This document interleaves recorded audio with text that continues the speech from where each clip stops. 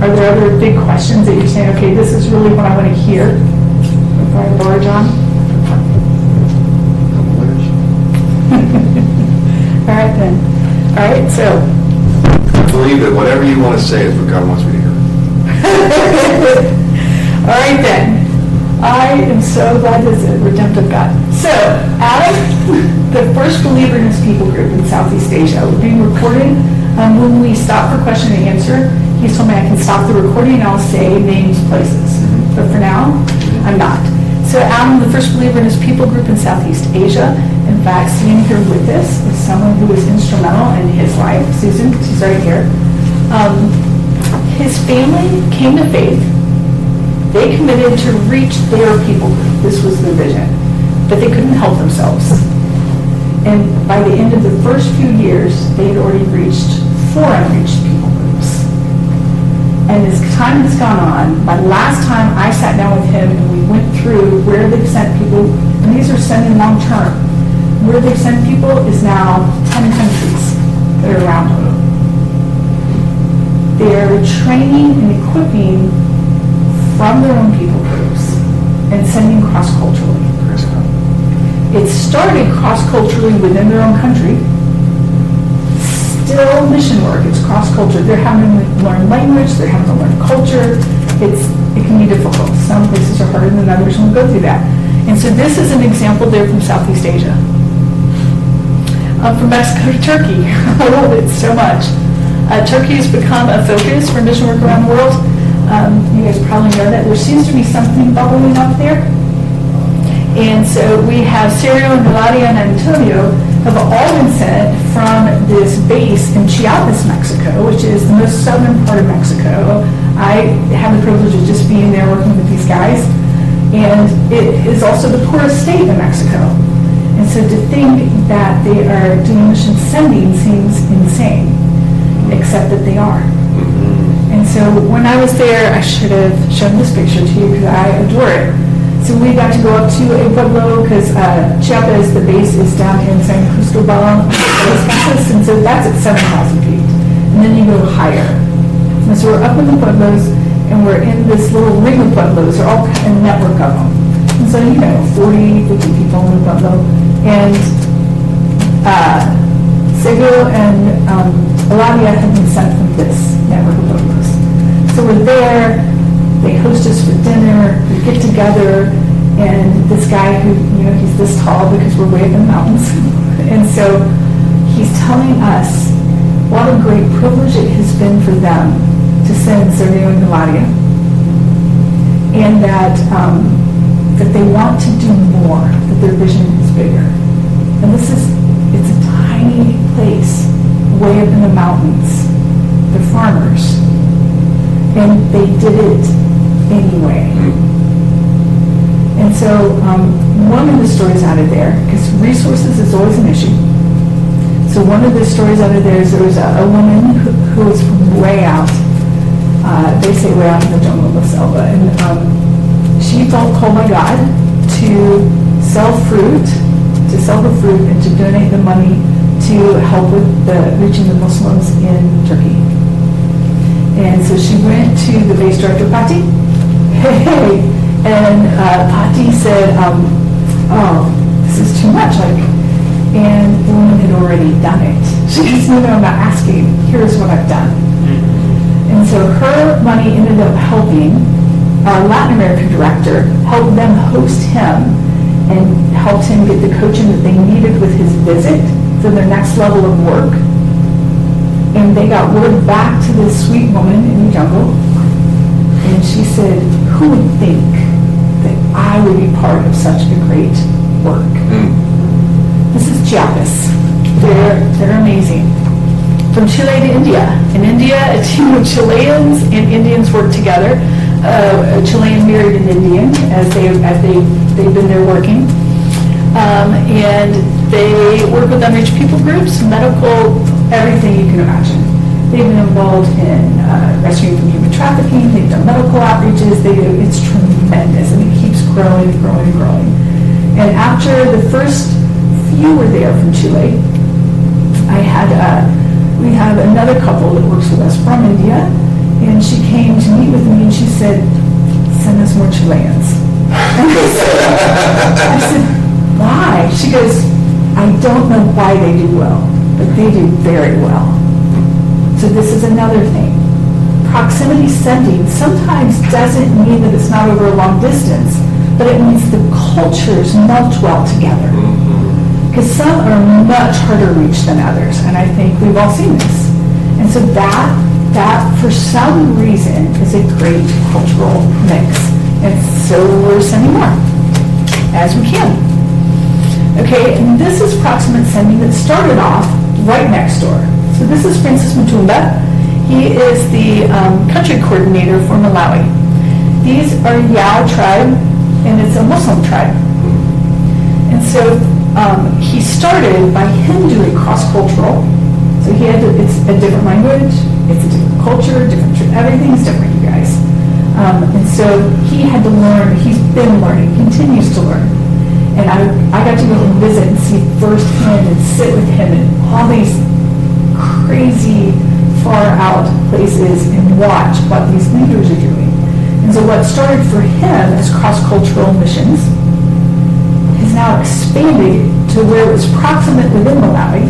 They've now sent long-term from Malawi into Mozambique. Same people group, and now I've just been on the phone with him because he is heading into now their pioneering work into a new unreached people group that no one's gotten a foothold yet there in Mozambique, which is also Muslim because he works well with that. That makes sense to him. And they're doing a combination of guys from Malawi and guys from Mozambique to reach that group. And I'm actually looking to see if there's a North American that I can get into that group, but we'll see. So, sending from. The way that they sent the first guy to Mozambique, because they did a lot of short-term back and forth, because it's a pretty porous border right there. But the way they sent long-term was a fishing platform, because that, like Malawi, it just works there. This is from Korea, USA, and Vietnam. That is Michael Jun, our Asia director. And I had her with me, April. She's exploring. And there's another Korean that was with us. He's not in this picture. So he is Korean, and he brought a Korean student with him. So we had a Korean who had just finished college and a North American, both of them exploring where they called to work in Vietnam. And so we took them together. And amazing. Korea has already sent long-term into Vietnam. Sure. Lucy, who is working now, is tremendous. Strong, driven, and gifted. And what she's raised up there is amazing. But we're looking for more. And so this is an example of sending from different countries, different cultures, doesn't mean you have to send alone. And neither of us was in charge. We're both going to check and look at Vietnam, and we're listening to those already working in Vietnam, to the team that's already there. And they're helping us discern and evaluate, is this North American or this Korean called to be part of this? And so that's part of that sending from every country. And so if we're going to send from all these different countries, some of the questions, who equips them? Who do they study? So this is, I'm in Chiapas. This is Orlando Tarola, he's the Latin American director. And we're here because we're working on how do you, this base wanted to learn how to engage with the local Muslim culture. And so while we were there, we set some stuff up. But Orlando Tarola is the one that's training, that's talking, that's equipping. It's not going to be a North American. I'm the guest. And so, who's going to equip them? If we keep all the power centralized in North America, we will never have the exponential sending we need. That's right. It just will never happen. And so, it has to be dispersed. It has to be collaborative. There's no other way to accomplish this. The other thing is, who do they study? Because imagine that you are equipping people in Kenya, but the only people that they study or read from are Westerners. Is that going to help? Does it? Does Kenya, does Africa have its own theologians, its own people who have written and studied? It does. Yeah, of course. Right? So what if we were intentional about where they're coming from, then who do they study, who do they look at? I sat in a class with George Pierce. He passed away last year. I'm still mourning him. He was a leader in Nepal, and he did this class, and he was doing it for PhD, so way above me. And I got to sit in, and as I'm listening to them present papers and talk, what was so much fun is he was teaching an Asian church history class. Where else do you get an Asian church history class? And what happened is I sat there and I get to watch as around the room, as he would describe the work that God had done from the beginning, and all the times you see God breathe into Asia, and you see a movement, and you see something else happen, you see what happened around it, then you see what follows up to it. All of a sudden you had a class that couldn't sit still, because this isn't a new God. This is the God who has always pursued them, always worked in them, and now they know it. It's not outside, it's not other. If you have people from North America teaching about the East African revival, we are not going to teach it the same way. That's right. It's not going to be the same. So that means for us loosening our grip. And more than that, just loosening our grip I think isn't enough. I think we have to come in under and work together. So, for instance, Bryson Samboja is our Africa director. It's one of my favorite pictures. I took it, so there you go. He's in Kenya. He is working with the Digo Muslim group. One of the first believer in her area. Her husband's still Muslim, but agreed to let them build this church so they could study this thing about Isa Masih and see. And so I think he's phenomenal, incredible leader. So I had an opportunity, and I sent an intern. I sent 2 interns. Because why wouldn't I send her to learn under him? Why would I send her to intern somewhere else? If not only do we loosen our grip, but we recognize and understand that we're not empowering the nations, God has. It is God's calling. It is God's empowering. God has called and equipped and put the resources right there.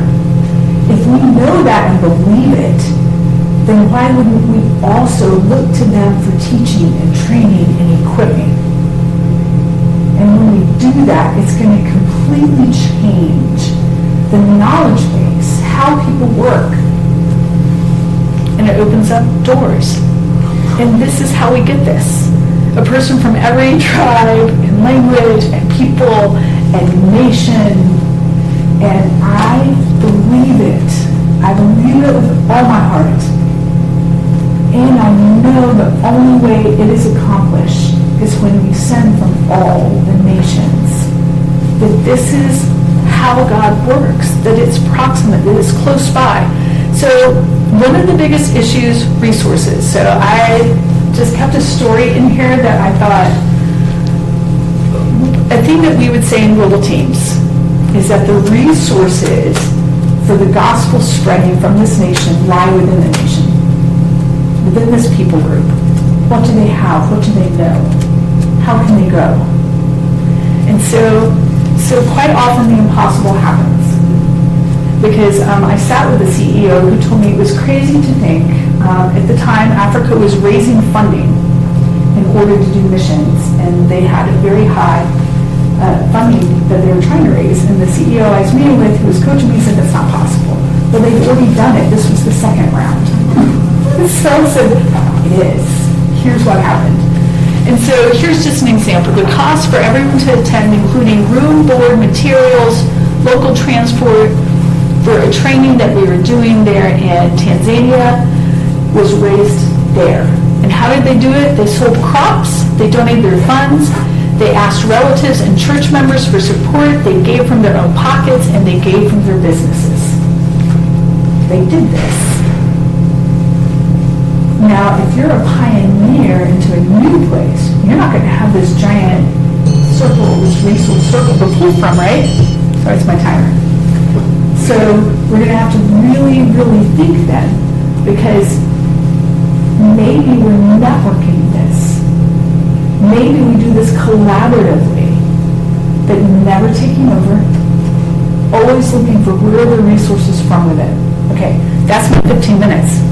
So it's question and answer time. That's what I think. That's what I think. Do you guys have questions? Do you have experience you want to share with me? Is there? I have a question. It's Jeff, by the way. It seems like there's some willingness from people from different people groups to go out and do missions work amongst other neighboring people groups. How does someone like me in the West, how do I appropriately resource them? I mean, I understand that I don't want to squash them by just dumping money on them, but I also want to recognize that they will sometimes need some resources that I have.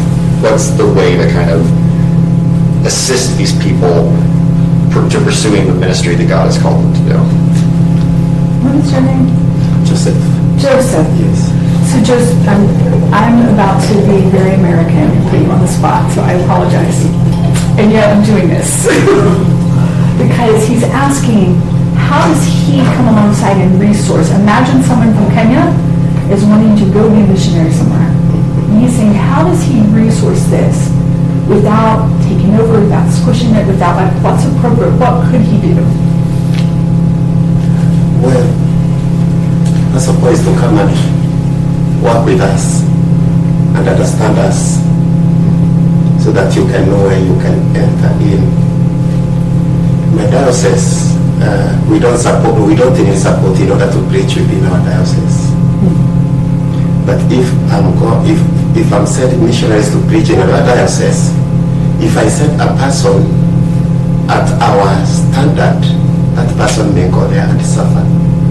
For example, a pastor in our diocese, the salary we give per month is about $150 a month. If I send a person from Kenya to Uganda with the same salary, he'll go and suffer there. Oh, yes. So for me to send a missionary there, then he requires to be supported Yeah. for his own survival in the new environment. Mm-hmm. Because with 150 in a foreign land, it will be very, very difficult for him. So if he came to know you, so what I hear, and please help me because I'm going to say this wrong. What I hear is that it's getting to know the leadership that's there that would be sending the missionary. And then talking with them and saying, how do you come alongside this? And making sure it's cooperative. Because that way, then you're sending together. And then I would go a little bit further and help me. Because if it's real partnership, then it's never just money. And so you would look at how you establish a strong partnership in every way, which is why Joseph started with the first thing, how we get to know us. Now that is not normal for Americans, you probably know all this. So like, for instance, I sat down with a friend of mine from Nigeria. We were at a thing together, this meeting where there were a lot of missiologists and theologians were gathered together. And so it wasn't my most fun moment in life, but it was interesting. So then I had several friends from Nigeria and Ethiopia together, and we sat at this table, and the Nigerian, he goes, I need your help. I said, well, how could I possibly help you with? He goes, I had 2 Americans. One of them I have a really good relationship with, and the other one, no relationship. And I can't figure out what to do. I said, well, my first guess is that with the first one, you guys have done a project together and it's worked. The second one, you probably keep having tea with him and thinking that you're building a relationship. He goes, yes. I said, Americans don't build relationships over tea. Americans do a project together. And so, for you to know them, it's then knowing what is most important to them. So the first thing he led with, this is the most important thing. And if you asked an American, we would say the relationship is the most important thing, but we start it differently. And they're going to start it with time together, just time. And so as you think about resourcing, it's going to take a little more time, because North American, we think we're going to come with our project and we're going to build a relationship as we get our project done. And it doesn't work. So it's going to have to be a lot of cross-cultural stuff as you're doing this, but you can absolutely do it. We do it. Yes, sir. Okay, so my interest in the hook made me come here. Okay, was thinking, I've always loved this idea of people coming elsewhere to the West to evangelize. Okay.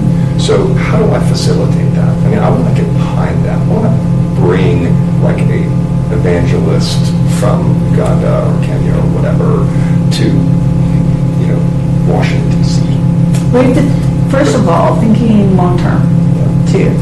And so, we have a Costa Rican couple now, we call them field partners instead of missionaries, so we never have to change language. So they are field partners of ours that are serving here in the U.S., and they're partnered with a Hispanic church in Minnesota, and they are reaching Somali Muslims. So that does take place, but I didn't initiate that. What happened is I have a relationship with our Latin America base, and he hears the kinds of things that we're doing, and he sees what God is doing over here, and I have worked with smaller refugees that's opened up. And so he spotted then the missionaries to send, and he said, here's who I would like to send. And so we worked together then to equip them and to get them over there. But I mean, how do you, what I'm thinking is, I've tried desperately hard to bring Walter Barrientos to Northern Virginia. We had huge visa problems. It was horrible. It was always, how can you're saying that you can't get an American to do this? It's like, no, how many Hispanic American priests are there that are really good church planters? Not many. Okay. So, there's just a lot of practical barriers, to doing this. And so do you know anyone who's doing this? Yeah, but we wouldn't bring them here.